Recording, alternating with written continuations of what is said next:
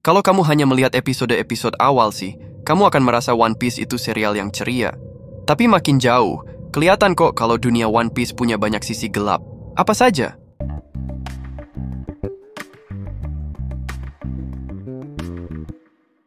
Di dunia One Piece hidup pihak berkuasa seperti Tenryubito. Para Tenryubito ini sepenuhnya dilindungi oleh pemerintah dunia. Jadi semua aksi mereka dianggap legal, termasuk memperbudak dan seenaknya membunuh.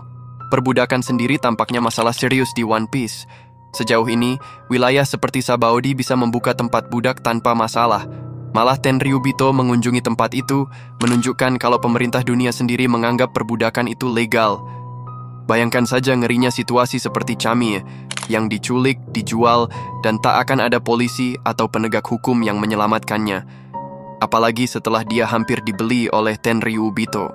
Buster Call itu tidak mengherankan jika digunakan untuk menghadapi ancaman selevel Kaido, Big Mom, atau Douglas Bullet. Tapi sejauh ini, Buster Call pernah digunakan untuk membantai pulau seperti Ohara hanya karena topik penelitian pulau itu mengganggu pemerintah dunia. Penduduk tak bersalah dibasmi total. Lalu ada juga kasus Enies Lobby, di mana pulau penting untuk pemerintah dunia hancur hanya karena kebodohan Spandam yang memanggil Buster Call secara tidak sengaja. Bayangkan gimana jadinya kalau ada orang macam Spandam yang tak sengaja membunyikan panggilan Buster Call di pulau berpenghuni. Angkatan laut level Laksamana mungkin bisa saja mengalahkan segala jenis ancaman, termasuk para Yonko. Masalahnya, tidak semua angkatan laut sekuat para Laksamana. Masih ingat Komodor Puding-Puding? Dia benar-benar ingin membantu desa Nami dari Arlong, namun ia dan kapalnya dibereskan dengan mudah oleh kelompok Arlong. Padahal kemudian terungkap Arlong itu sebenarnya lemah kalau dibandingkan Fishman seperti Jinbe. Puding-puding ini seperti menegaskan kalau di dunia One Piece masih ada angkatan laut yang ingin bekerja dengan jujur, hanya saja para bajak laut terlalu kuat untuk mereka hadapi. Bayangkan, momen angkatan laut yang beneran kompeten dikerahkan justru di saat kejam seperti Buster Call.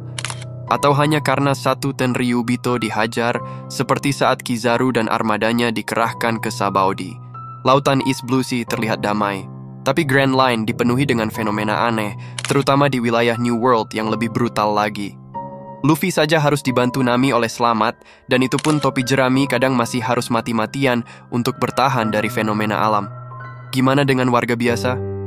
Cara termudah untuk melintasi lautan One Piece adalah lewat Calm Belt, dengan mengandalkan teknologi yang membuat kapal sulit dideteksi. Tapi saya ragu teknologi seperti ini bisa diperoleh dengan mudah oleh rakyat jelata. Untuk dapat perlindungan angkatan laut, kadang suatu negara harus jadi bagian pemerintah dunia. Masalahnya, kalau jadi bagian pemerintah dunia, suatu negara harus membayar pajak besar untuk Tenryubito. Negara seperti Lulusia jadi miskin karena pajak ini. Bukan bagian pemerintah dunia? Lihat saja Wano, negara yang harus menderita selama puluhan tahun karena dikuasai Orochi dan Kaido. Namun angkatan laut segan untuk masuk ke sana. Malah, pemerintah dunia justru membangun kerja sama rahasia dengan Orochi untuk dapat senjata. Bila suatu negara tak menjadi bagian pemerintah dunia, mereka harus siap-siap mempertahankan diri sendiri. Mungkin tak masalah kalau mereka berada di daerah Blue, di mana bajak lautnya saja tampak lebih lemah. Tapi di Grand Line, saat bajak laut yang beroperasi ada yang sekuat Yonko, itu sih menakutkan.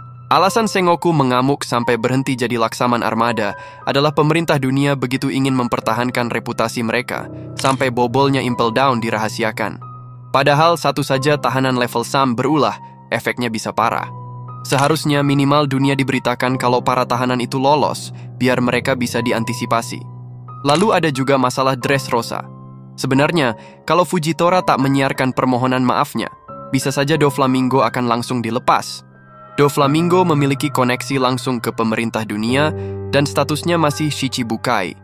Pemerintah dunia bisa saja menyembunyikan masalah Dressrosa dan mengembalikan Doflamingo sebagai penguasa wilayah itu. Untung Fujitora menyiarkan permohonan maafnya ke seluruh dunia. Pemerintah dunia jadi tak punya pilihan dan tetap memenjara Doflamingo di Impel Down. Itulah 6 sisi gelap dunia One Piece. Rasanya jadi nggak heran si Dragon ingin menggulingkan pemerintah dunia. Gimana nih menurut kamu?